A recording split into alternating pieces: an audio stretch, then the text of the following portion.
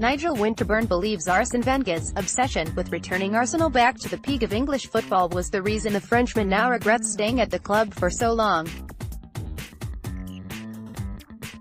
Wenger left at the end of last season following a spell of nearly 22 years at the helm, in which time he won 3 Premier League titles and a record 7 FA Cups.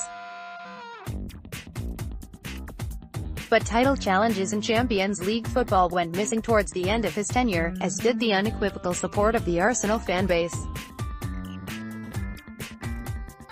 Nigel Winterburn, was at Arsenal when Arsene Wenger arrived in 1996, Mike Egerton, EMPICS, for the first time since his departure. Wenger has conceded he may have made an error by outstaying his welcome in North London. When asked by French radio network RTL what the biggest mistake of his career has been, Wenger replied, "Perhaps staying at the same club for 22 years. I am someone who likes to move around a lot, but I also like a challenge.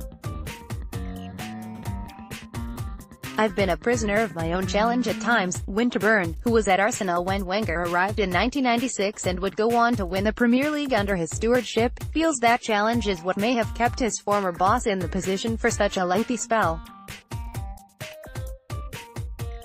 Arsene Wenger took Arsenal to their new home, the Emirates Stadium, in 2006. Sean Dempsey, PA, he had a burning desire in his first period, from 1996 to 2006. "I can't see any player or supporter not being in awe of what Arsene Wenger was doing," he said. After that, when we moved to the new stadium, he had this obsession of trying to get Arsenal back to where he believed they should be, and maybe he is talking about that period. In his own mind, he felt he was still capable of producing the teams that would go on and bring titles back.